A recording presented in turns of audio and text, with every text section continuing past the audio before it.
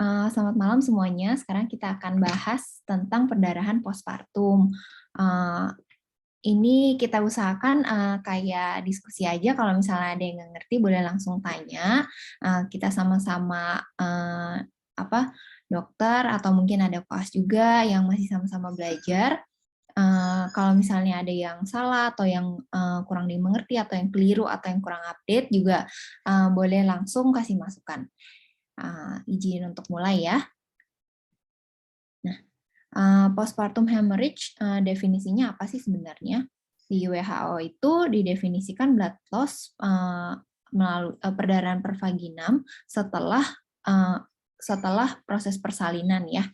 Nah, blood loss-nya itu kalau pada persalinan normal atau spontan didefinisikan pph bila lebih dari sama dengan 500 mililiter. Kalau pada sesar itu lebih dari 1000 ml atau 1 liter. Nah, terus ada juga yang menyebutnya primary sama secondary PPH dilihat dari waktunya.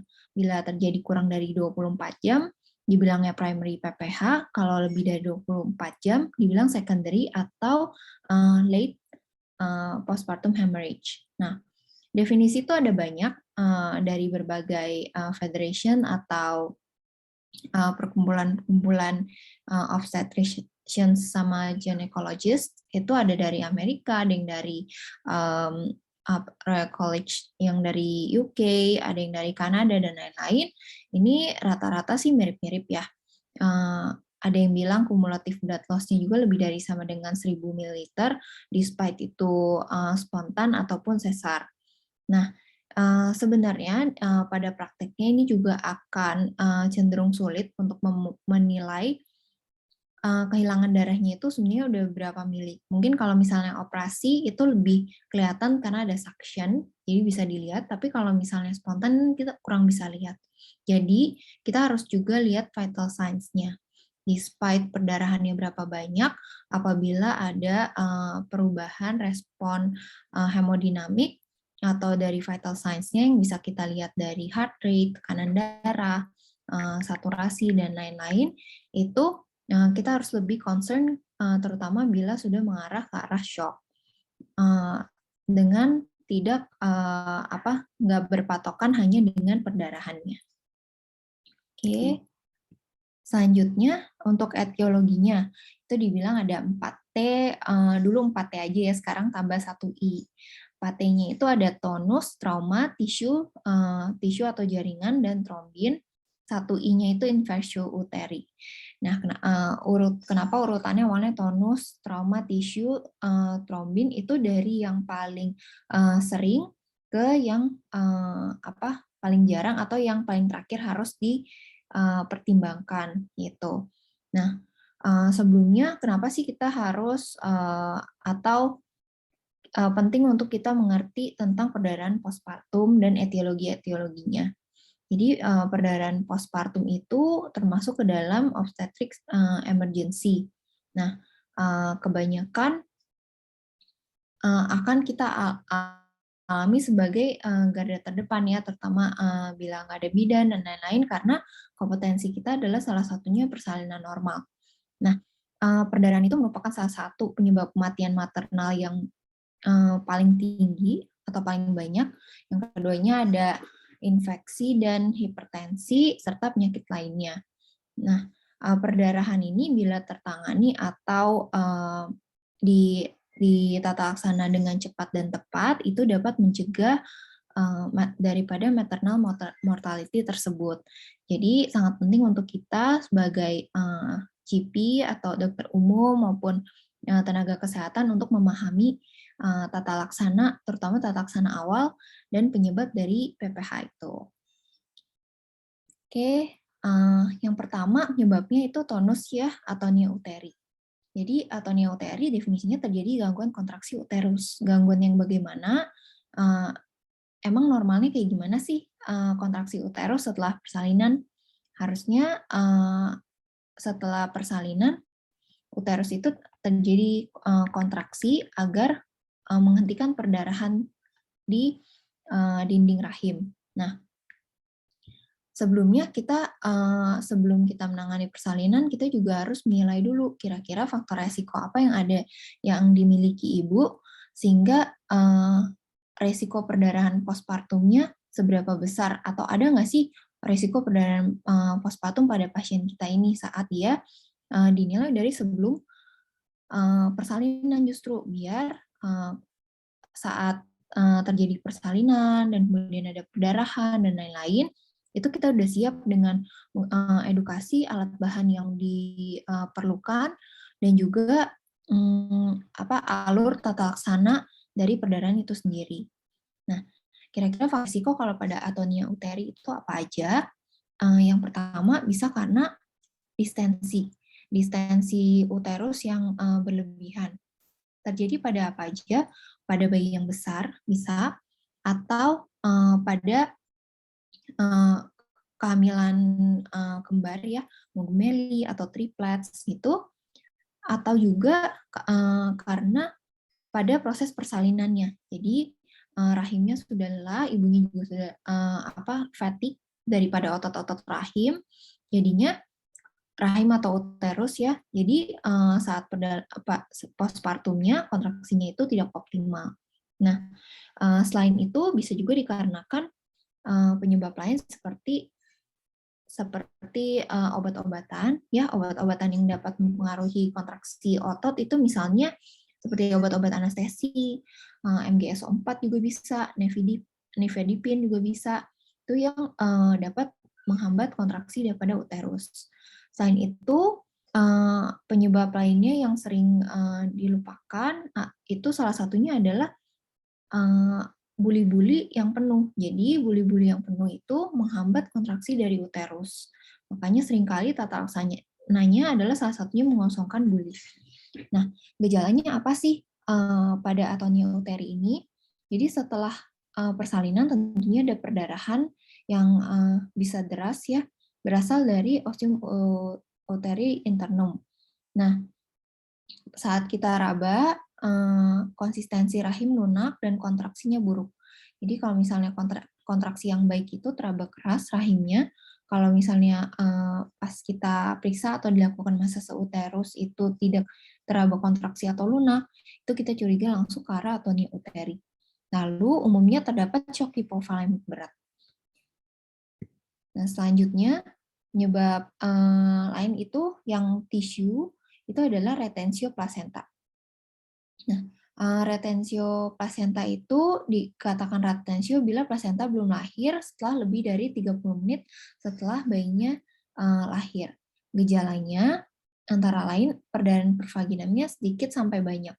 Jadi bila terjadi retensio placenta, perdarahannya bisa nggak ngucur seperti atonia uteri, tapi bisa sedikit-sedikit juga. Lalu tinggi fundus uterinya sepusat. Normalnya bila sudah lahir, bayi dan juga plasentanya itu fundus uterinya akan mengecil ukurannya di bawah pusat. Nah, terus tampak tali pusat di introitus, artinya belum keluar. Ini adalah salah satu penyebab dari perdarahan postpartum yang tisu atau jaringan. Lalu sisa plasenta, bila sudah keluar semua udah tertarik, plasentanya, terus masih terjadi perdarahan, tonusnya baik, kita harus pertimbangan sisa plasenta. Caranya, bila plasentanya udah lahir, harus dicek dulu apakah kotiledonnya lengkap, di sisi ibu dan sisi bayinya, membrannya bagaimana, karena bila masih ada sisa plasenta atau jaringan di dinding rahim, itu akan mencegah kontraksi dari pembuluh darah dan akan terjadi perdarahan. Harus dilakukan pengecekan sisi maternal dan fetal. Nah, gejalanya perdarahan pervaginam juga, kontraksi uterusnya cenderung baik, namun pada pemeriksaan terdapat sisa plasenta. Selanjutnya, trauma. Trauma atau laserasi jalan lahir itu dapat terjadi di robekan pada atau ruptur pada serviks, vagina maupun perineum, dan ditambah satu lagi bisa juga pada uterus yang nanti akan kita bahas tersendiri. Nah, gejalanya itu perdarahan pervaginam berasal dari luka robekannya, seringkali kita hanya lihat dari depannya aja, di perineum ataupun vagina sampai ke anus. Tapi bisa juga perdarahan itu berasal dari dalam, dari serviks. Darahnya itu warna merah segar, kontraksi uterusnya baik, dan tidak dapat juga ditemukan tanda-tanda shock bila perdarahannya masif. Terutama untuk derajat robekan atau laserasi perineum itu dibagi menjadi 4 derajat. Yang derajat yang pertama, laserasi hanya terjadi di epitel vagina atau kulit perineum saja. Yang kedua, bila kerusakannya sudah melibatkan otot-otot perineum, tapi tidak sampai ke sphincter ani. Jadi yang kedua, tidak melibatkan sphincter ani. Nah, yang derajat ketiga itu kerusakan sudah melibatkan otot sphincter ani. Bila kurang dari 50% sphincter ani eksterna itu 3A, 3B lebih dari 50% sphincter ani eksterna, 3C sudah sampai ke sphincter ani interna. Yang derajat keempat, robekan stadium 3 disertai dengan robekan epitel anus, jadi sudah sampai ke dalam. Nah, biasanya yang bisa kita repair itu sampai di derajat 2, derajat 3 ke atas itu dapat dirujuk ke yang lebih ahli. Karena kalau misalnya di tata laksana tanpa pengalaman memadai, nanti dapat merusak atau mengganggu fungsi sphincter aninya di kemudian hari. Oke. Nah, ini adalah salah satu penyebab trauma, trauma dan PPH akibat trauma, yaitu ruptur uteri. Ruptur uteri atau robeknya dinding uterus. Robek dinding uterus bisa terjadi bila apa? Ini ada berbagai macam juga faktor resiko yang harus kita pertimbangkan. Misalnya, bekas luka atau operasi, mau dari sesar sebelumnya atau operasi lainnya, itu berisiko untuk terjadi kerobekan dinding uterus. Lalu, apabila bayinya besar juga bisa, proses persalinan yang lama bisa juga. Nah, gejalanya antara lain perdarahan pervaginam udah pasti, yang berasal dari ostium uteri internum, lalu kontraksi rahim biasanya buruk, karena ada bagian yang robek, jadi kontraksinya itu tidak terhantarkan ke seluruh dinding uterus. Nah, lalu ada juga keluhan sangat nyeri di bagian perut bawah, karena ini adanya leaking atau leakage dari cairan dalam uterus ke dinding abdomen. Jadi terdapat juga tanda akut abdomen dan shock berat. Bahayanya ini bisa aja perdarahan pervaginamnya terlihatnya sedikit, tapi terjadi shock karena perdarahannya itu keluar ke rongga abdomen.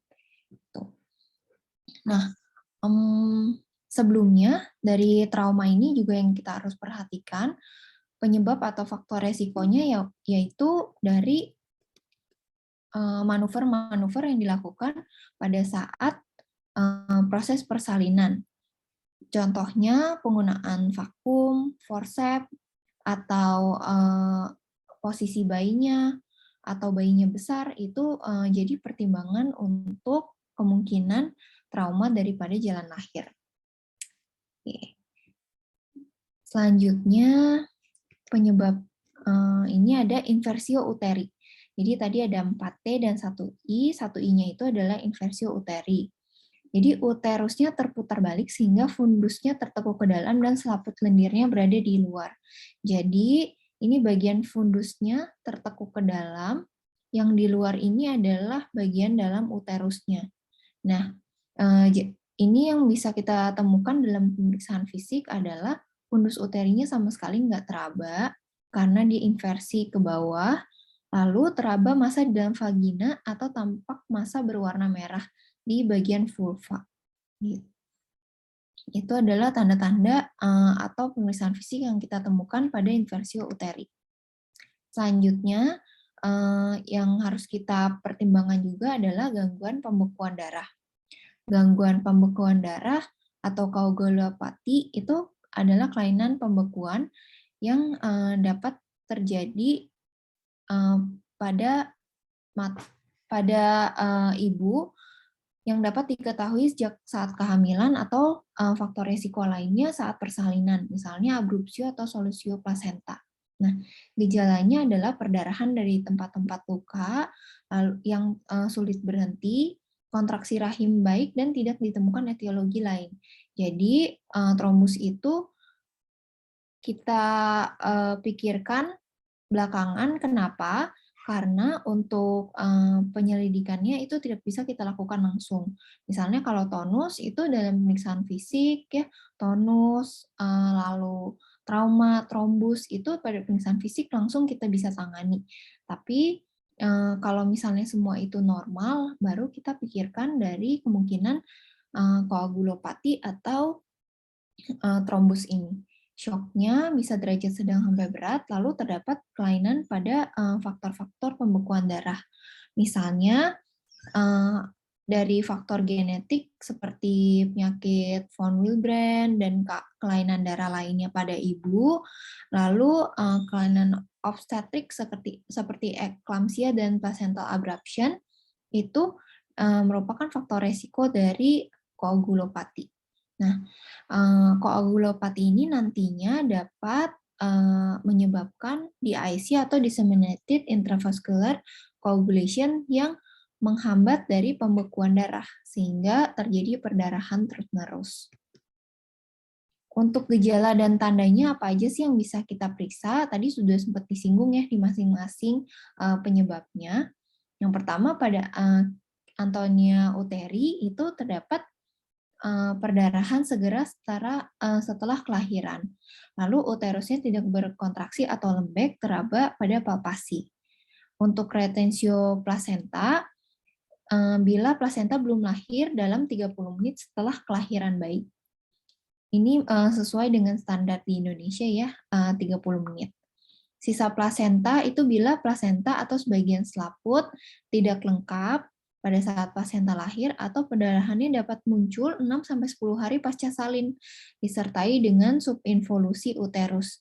Jadi maksudnya, perdarahannya yang kita sebut tadi secondary PPH atau lebih dari 24 jam, kenapa kok bisa munculnya telat banget? Jadi kalau misalnya masih ada sisa jaringan, dia akan menghambat kontraksi. Jadi anggapannya postpartum itu perdarahan normal. Tapi kalau udah lebih dari 10 hari perdarahan masih ada warna merah segar dan uterusnya tidak semakin mengecil sesuai dengan perjalanan atau hari nifasnya, itu harus dipertimbangkan, oh jangan-jangan ada sisa jaringan nih yang menyebabkan perdarahan late postpartum hemorrhage. Selanjutnya, robekan jalan lahir. Ini perdarahan segera dan terlihat segera setelah bayi lahir. Sama dengan Antonia Uteri, tapi kita bisa lihat sumbernya dari mana. Lalu ruptur uteri ini bila perdarahannya juga segera dan ada nyeri perut yang hebat, karena termasuk dalam akut abdomen. Lalu kontraksinya hilang. Inversio uteri bila tadi ada terlihat massa atau mukosa dari uterusnya di lumen vagina. Ini bisa nyeri ringan atau berat, jadi bila dilakukan tindakan biasanya kita tambahkan untuk anti nyerinya. Nah, lalu yang terakhir adalah gangguan pembekuan darah. Bila perdarahannya tidak berhenti, encer, dan tidak terlihat gumpalan darah. Jadi kalau misalnya pada robekan jalan akhir, itu kalau kita lihat perdarahannya memang ngocor, tapi ada yang menggumpal. Sementara kalau ada gangguan pembekuan darah, darahnya tidak ditemukan gumpalan, lalu terdapat faktor predisposisinya, seperti yang tadi kita bisa nilai apakah ada solusio plasenta, kematian janin dalam uterus, eklamsia, dan emboli air ketuban. Ini kemungkinannya bila tidak ada predisposisi genetik pada ibu. Untuk tata laksana awal dari PPH itu mirip dengan perdarahan atau tata laksana shock pada pasien yang bukan opgyn gitu. Pertama, kita tetap harus call for help karena tidak boleh ditanganin sendiri.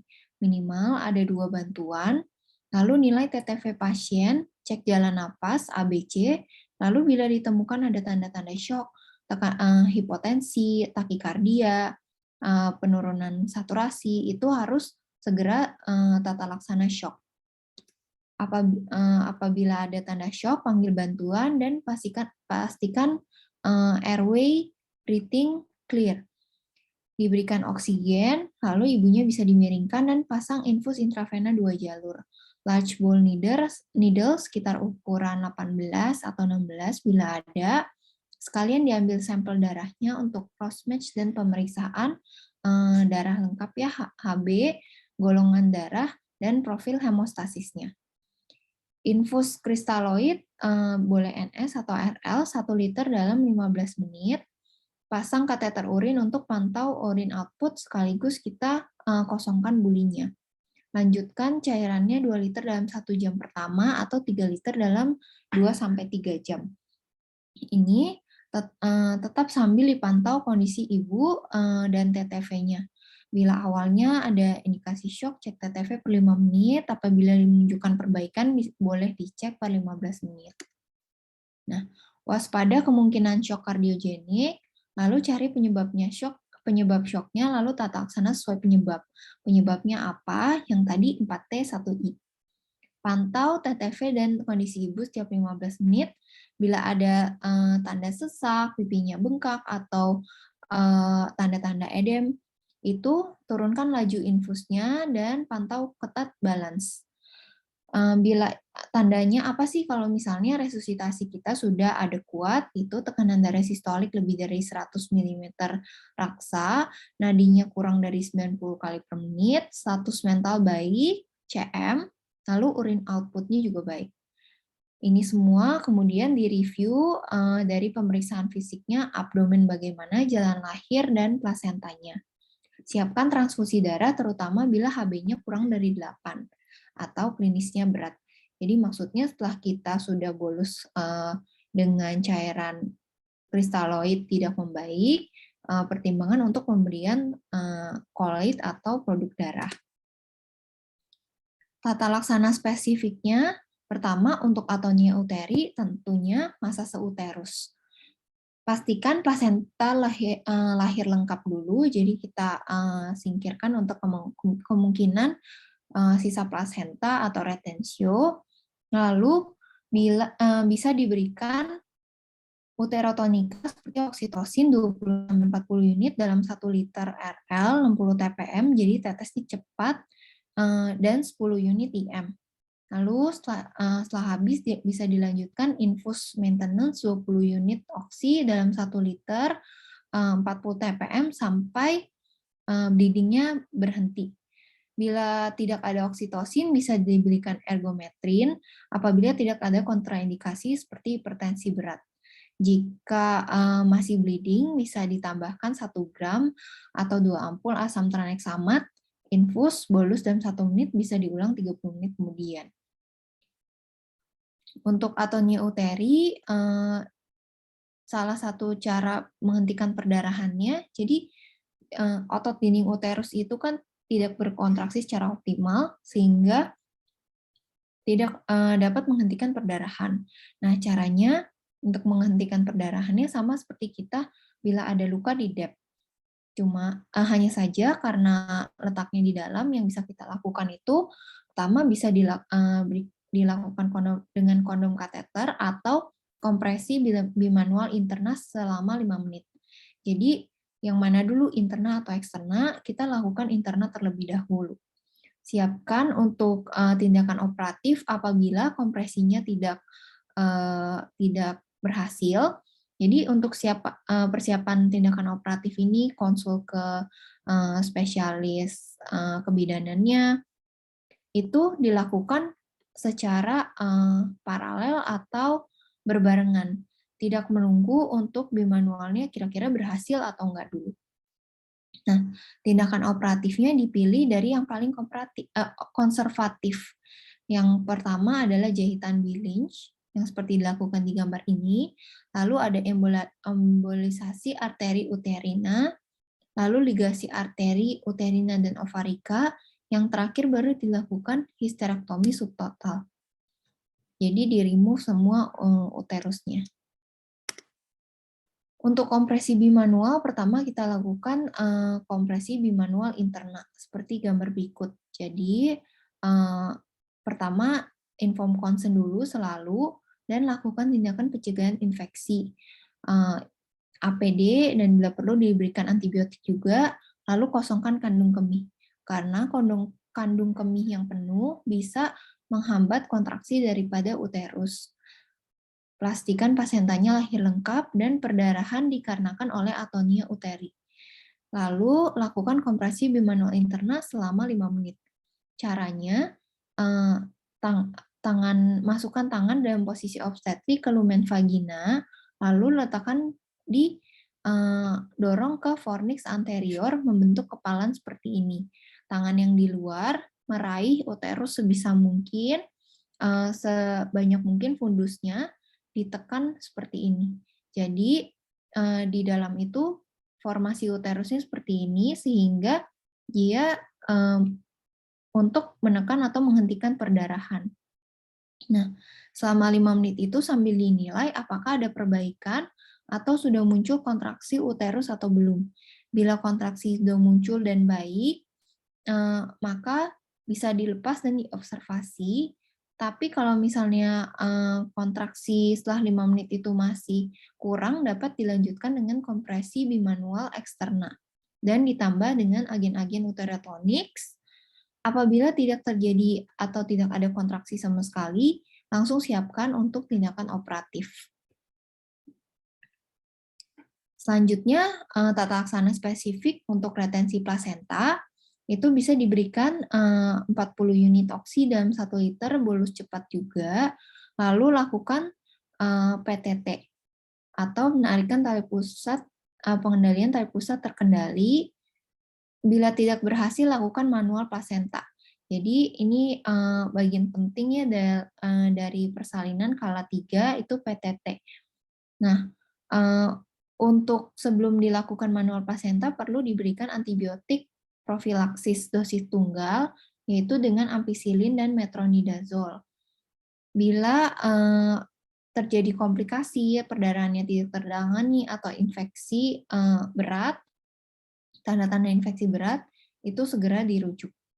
Untuk manual plasenta, caranya bagaimana? Bila masih ada atau umbilical cord-nya belum lahir, setelah 30 menit bisa disusur, lalu tangannya menyusur seperti ini mengelilingi dinding uterus.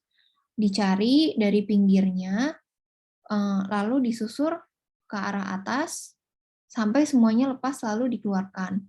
Sama dengan nanti sisa plasenta, itu dilakukan manual plasenta juga, atau disebut juga eksplorasi digital. Nah, setelah lahir, dipastikan tidak ada sisa jaringan di dalamnya. Ini berbarengan juga dengan diberikan oksitosin ya, yang seperti yang tadi udah dijelaskan, bolus cepat. Kalau perdarahannya banyak dengan oksitosin dan massa sefundus, lalu semuanya udah lahir lengkap, masih ada perdarahan, bisa tambahkan ergometrin, lalu siapkan untuk rujuk. Untuk sisa plasenta sama, diberikan drip oksitosin, lalu bisa dilakukan eksplorasi digital. Cara masuknya sama, pencegahan infeksinya juga dapat diberikan antibiotik single dose. Bila serviksnya sempit, bisa dilakukan aspirasi vakum manual atau uret. Bila diberikan antibiotik profilaksis dosis tunggal, bila lanjut tata laksananya seperti atonia uteri. Jadi kalau misalnya sudah kita lihat semuanya udah lahir lengkap, sisa plasentanya udah dikeluarkan, udah dilakukan eksplorasi, masih terjadi perdarahan, selalu cek ulang untuk kontraksi uterusnya bagaimana, baik atau enggak, lalu ada faktor lainnya enggak, kemungkinan perdarahan, misal dari trauma atau trombus, atau inversio uteri. Lalu selanjutnya, trauma atau robekan jalan lahir. Bila ruptur atau robekan terjadi di perineum dan dinding vagina, identifikasi terlebih dahulu sumber perdarahan. Lakukan irigasi biar kita tahu sumbernya di mana. dan bersihkan dengan antiseptik. Jadi jangan melakukan tindakan dalam kondisi buta atau nggak tahu sumber perdarahannya di mana, karena itu nanti akan mempengaruhi tata laksana kita. Bila kita asal aja, ternyata nggak optimal, malahan salah jahit itu lebih merugikan lagi untuk pasiennya. Nah, menghentikan sumber perdarahan atau bleeding dengan klem, lalu jahit dengan benang. Jadi kalau misalnya sumber perdarahannya aktif, nggak hanya rembes, itu kita bisa hentikan dulu dengan klem. Lalu jahit perlahan, lakukan penjahitan mulai dari titik 1 cm di atas sobekan, lanjut ke bawah. Kalau perdarahannya berlanjut, dapat diberikan asam tranexamat, lalu rujuk pasien. Jadi, bila kita sudah tangani, perdarahannya udah dijahit, cuman kok masih bleeding, nggak yakin perdarahannya dapat berhenti dengan tata laksana hanya jahitan, itu kita harus selalu siap untuk rujuk pasien.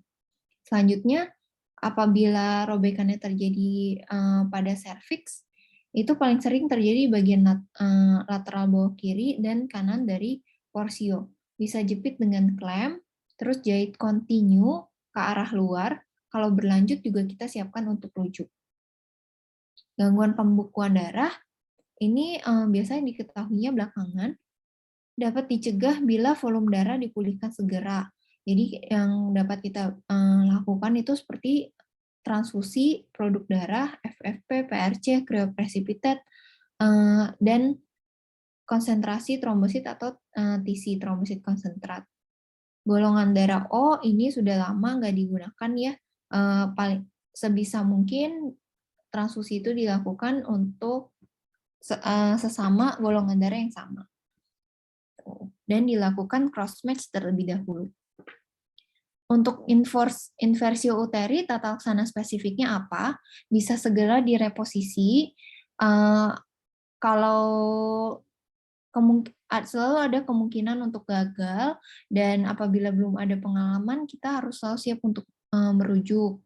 Nah, teknik reposisinya itu bisa manual, jadi mulai dari fundusnya didorong masuk, hidrostatik itu perlu posisi yang Trendelenburg, lalu reposisi manual dengan GA, atau kombinasi abdominal vaginal.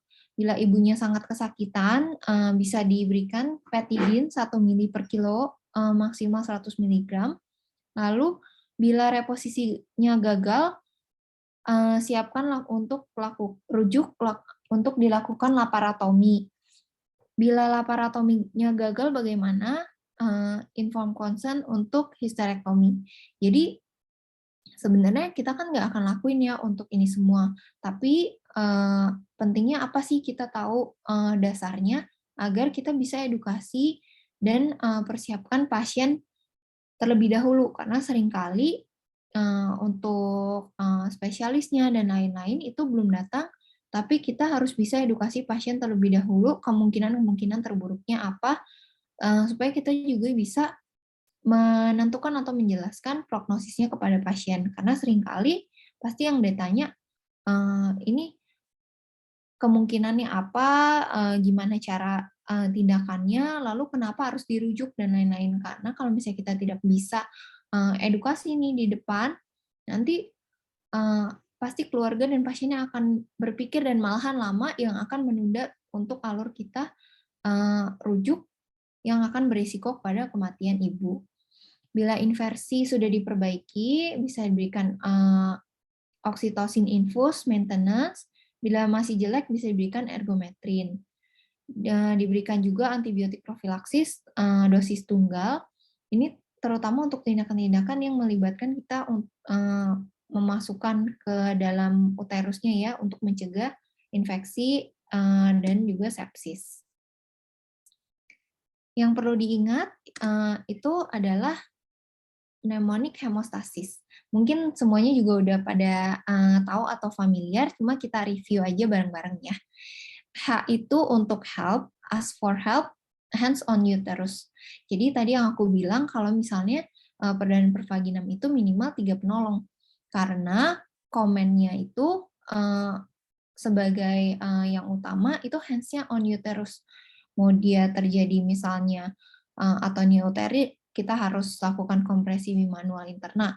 Itu kan nggak mungkin kita sambil cek TTV, sambil pasang infus. Jadi panggil 2 bantuan. Satunya untuk pasang infus sambil darah, satunya cek airway, breathing, ya, cek tekanan darah, dan lain-lain. Itu di assess and resuscitate. Jadi habis kita call for help, hand on uterus, ini fokus untuk etiologinya. Misalnya ditemukan etiologinya tonus, langsung bimanual interna. Bila ditemukan etiologinya sisa plasenta atau retensio, dilakukan manual placenta. Kalau etiologinya ada perdarahan atau trauma jalan lahir, dikoreksi terlebih dahulu. Itu DEP, mau langsung dijahit, diklem, dan lain-lain. Ini usaha untuk menghentikan perdarahannya. Yang kedua, langsung assess dan resuscitate. Itu tugasnya orang kedua dan ketiga. Langsung apabila ditemukan tekanan darahnya rendah atau takikardia, penurunan saturasi, langsung resuscitate. Tadi dengan pemasangan infus large bowl, 2 IV line, lalu diberikan cairan kristaloid, diberikan oksigen termasuk juga, dan amankan airway. Nah, yang ini etiologi juga, ini untuk spesifiknya, untuk yang tadi kita bahas tata laksana spesifiknya. Apa harus dijahit,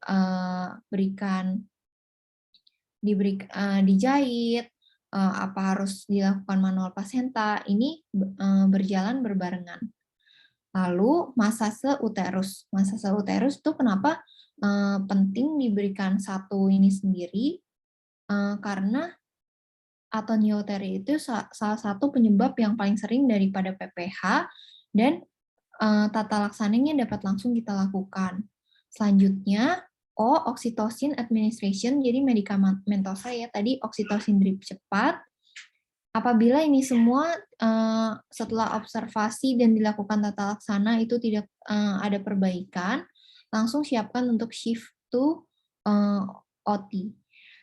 Tissue and trauma occluded tamponade balon. Jadi di sini kita udah exclude dari kemungkinan tisu dan trauma. Tisu itu kita perbaikinya dengan cara tadi ya, dijahit, diperbaiki, sumber perdarahannya dicari, maksudnya trauma. Kalau tisu untuk sisa plasenta dan juga retensio plasenta, dilakukan manual plasenta, pastikan sudah keluar lengkap. Nah, kalau misalnya ini sudah clear, bisa dilakukan tamponade balon. Nah, di OT apa aja yang bisa dilakukan? Itu apply sutures yang tadi Billinch, lalu devascularization dengan ligasi arteri, interventional radiologi, embolisasi, yang terakhir subtotal atau total hysterektomi apabila usaha-usaha sebelumnya ini tidak berhasil. Jadi semuanya dilakukan untuk tujuan utamanya adalah keselamatan ibu. Bila akhirnya harus dilakukan histerektomi atau pengangkatan rahim, itu tetap dilakukan dengan tujuannya adalah life saving. Untuk PPH secara garis besar kurang lebih seperti itu. Kira-kira sampai sini ada yang mau bertanya? Baik, terima kasih Dr. Regina. Penjelasannya sangat runtut, sangat lengkap, ya, mulai dari diagnosis, definisi, kemudian sampai ke tata laksana masing-masing penyebab ya. Oke, sekarang teman-teman dipersilakan untuk apabila ada yang ingin bertanya, silakan tulis di kolom komentar atau mau langsung on microphone juga boleh. Silakan, kita tunggu.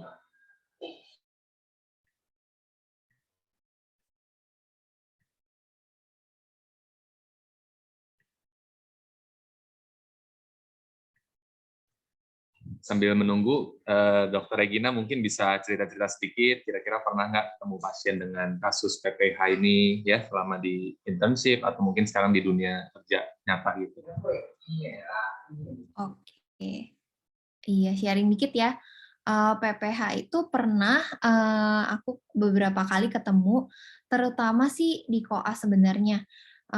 itu karena di RSUD, jadi banyak kasus ya, mulai dari preeklamsia dan lain-lain, termasuk perdarahan. Jadi itu pengalaman yang sangat berharga untuk belajar, karena saat kita lihat langsung beda dengan saat kita belajar yang kayak gini aja gitu. Jadi kita makin ingat, lebih ingat, dan saat kita mau lakuin berikut-berikutnya, apabila kita ketemu kasusnya, itu akan lebih pede dan nggak sepanik saat awal. Nah, kebetulan pada saat itu bersyukur juga karena didampingi oleh bidan-bidan yang emang udah ahli, dan mereka kelihatan sangat tenang dalam menangani PPH itu sendiri.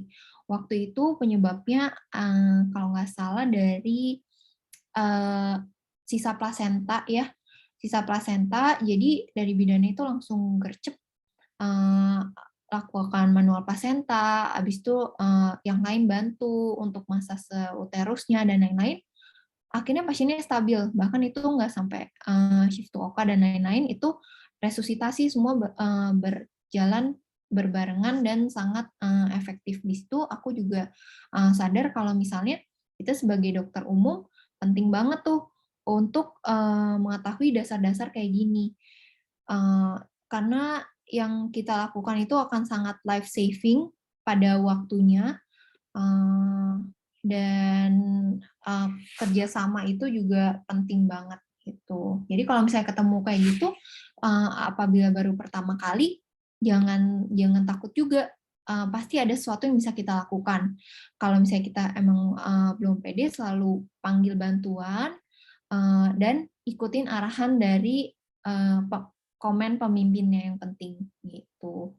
Usahakan untuk lakukan sesuatu, jangan diem-diem aja, karena apapun yang kita lakukan itu penting dan pasti bermanfaat buat pasiennya.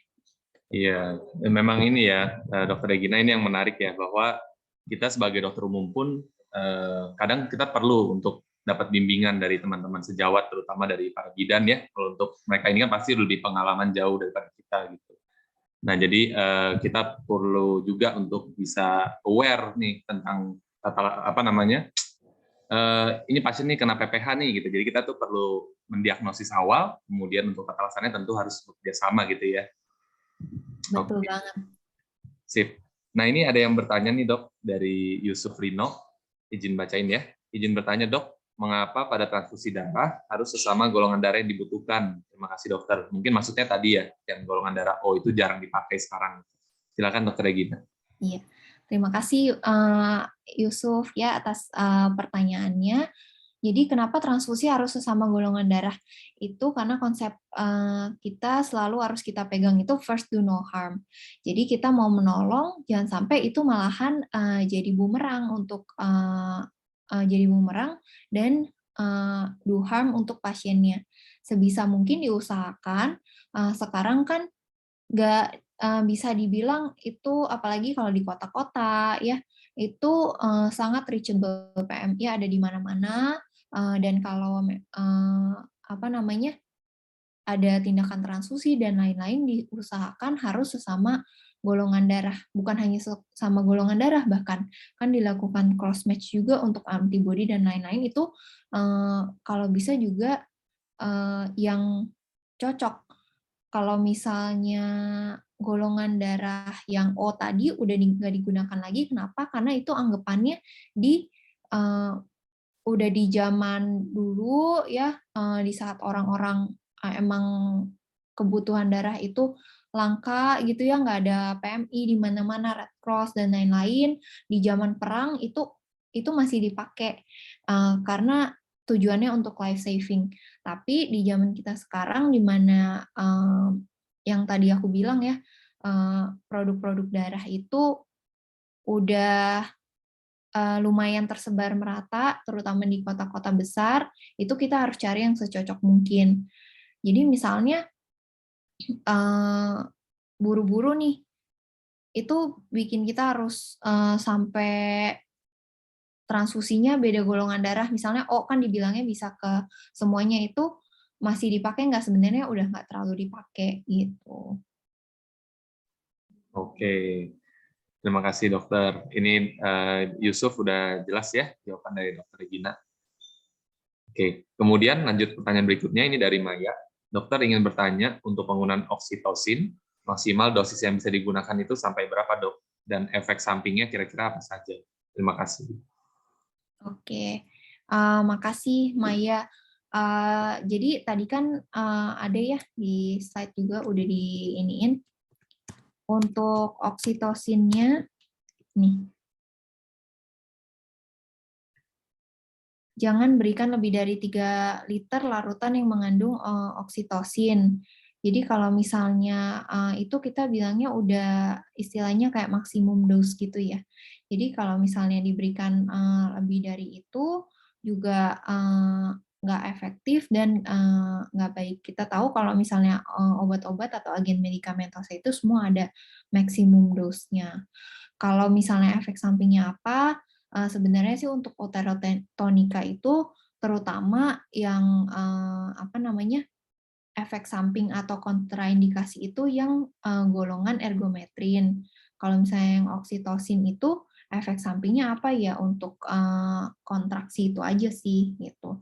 Dan kalau misalnya kita udah berikan lebih dari 3 liter juga, efek sampingnya apa bisa overload cairan juga gitu. Oke, Kayaknya ada yang berhubungan ya. ya, yang Oksitosinnya menyambung ya 20 untuk unit. Antonius Michael. Jadi bertanya, apabila pasien PPH sudah diberi oksi pertama 20 unit dalam 500 cc NS, kapan dosis kedua selanjutnya diberikan? Nah, dosis maksimum tadi ya, sudah dijawab juga. Iya, Silakan, Dr. Regina. dosis maksimumnya sesuai. Terus untuk kapan dosis keduanya diberikan bila yang ini kan 1 liter RL itu kan artinya 2 bag ya, 2 kolf itu.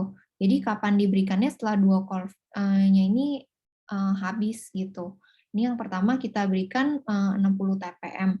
60 TPM itu kan berarti kan satu tetes tuh per detik. Jadi dibilangnya drip cepat gitu. Jadi setelah ini habis, baru dari 1 liter yang kedua. Gitu. Ini aja udah totalnya kan 4 kolf. Gitu. Biasanya untuk maintenance sih dalam RL 20 TPM aja itu biasa per 8 jam. Itu yang untuk maintenance. Tapi kita kan sekarang kan ngomongin tata laksana awalnya. Ini yang cepat itu diberikannya kayak gini. Oke, sudah jelas ya untuk Maya dan Antonius Michael. Oke, selanjutnya satu pertanyaan dari Eza. Permisi dokter, izin bertanya, jika untuk persalinan pertama dilakukan secara seksio dengan insisinya fundus, apakah benar untuk persalinan berikutnya harus dilaksanakan secara seksio lagi? Dan apabila seksio pertama tidak dilakukan insisi fundus, apakah masih bisa persalinan kedua secara normal? Terima kasih dok. Oke, makasih Eza untuk pertanyaannya. Sebenarnya ini agak spesialistik ya kalau misalnya ini untuk apa namanya persalinan yang sekarang yang aku lihat juga itu boleh nggak sih norma setelah SC itu boleh, tapi dengan banyak pertimbangan, terutama tadi ya dari lokasi insisinya, lalu yang kedua dari jarak kehamilannya juga, lalu perlu dipertimbangkan juga dari apa namanya berat janinnya atau kondisi janinnya gimana. Jadi ada banyak faktor yang harus didiskusikan dengan spesialis obginnya untuk rencana persalinan. Jadi bisa nggak sih setelah SC itu lahir normal? Bisa. Dan sekarang udah banyak itu disebutnya juga kalau nggak salah spontaneous delivery after cesarean section kalau nggak salah. Itu apa namanya ada ininya dengan pertimbangan itu. Setahu minimal jarak kehamilannya 2 tahun, lalu yang di kehamilan pertamanya tentunya nggak ada komplikasi yang berkaitan dengan perdarahan dan lain-lain. Itu harus jadi pertimbangan, karena yang harus kita pikirkan itu tentunya kita mau keduanya selamat, ibu dan janinnya. Jadi itu harus diskusi dengan spesialis obginnya, faktor-faktor apa aja yang mempengaruhi, misalkan dilakukan SC lagi atau diputuskan untuk normal gitu. Dan ibu dan suami dan keluarga juga harus tahu resiko-resiko plus minusnya dari dilakukan tindakan tersebut gitu. Jadi kalau misalnya ditanya nih, insisi fundus bisa SC lagi atau enggak, atau insisi yang bukan fundus bisa lahir normal, pasti atau enggak, itu nggak ada yang pasti gitu, karena harus mempertimbangkan setiap orang beda-beda gitu. Dan menurut aku ini harus jadi misalkan pada kehamilan yang ada riwayat sesar sebelumnya, itu harus dikonsultasikan atau dibicarakan ke spesialis OB-GYN-nya. Tentunya dengan melihat ini ya dok, indikasi dia SC pertama itu kenapa gitu ya. Mm-mm. Bila dia indikasinya absolut harus SC, berarti yang kedua juga dia kemungkinan besar tidak bisa secara normal gitu ya. Oke. Baik, untuk Eza sudah cukup jelas ya jawabannya ya. Baik, terima kasih banyak dok. Oke teman-teman, ada lagi yang ingin bertanya, masih bisa diberikan kesempatan.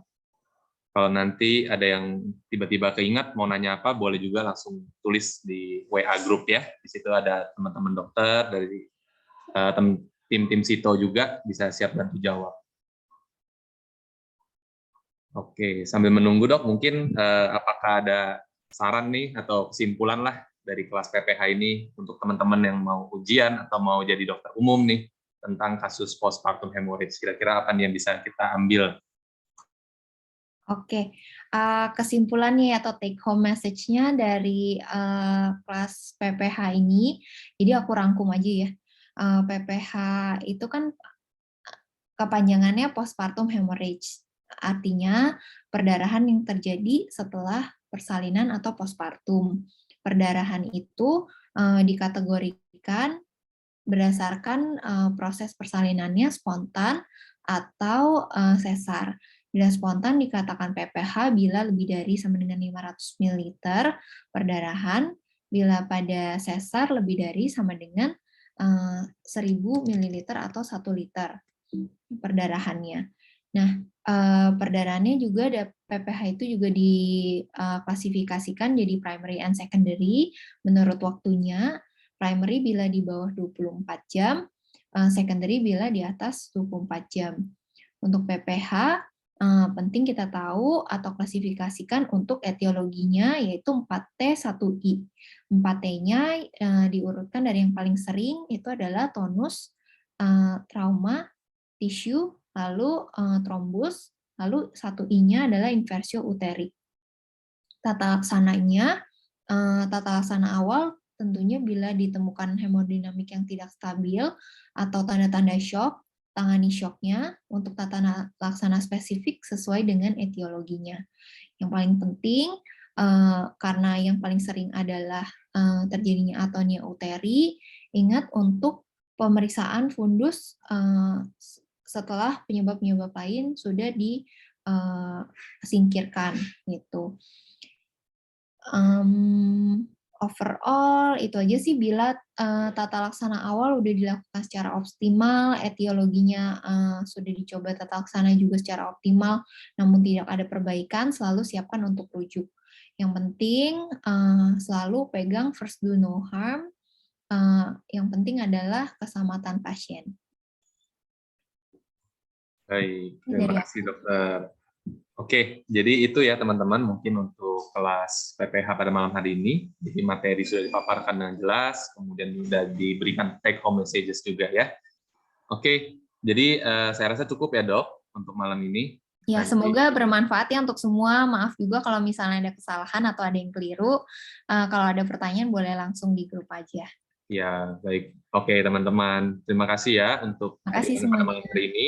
Sampai ketemu di Sito Free Class berikutnya. Thank you, Lucky. Ya, dok. Ya.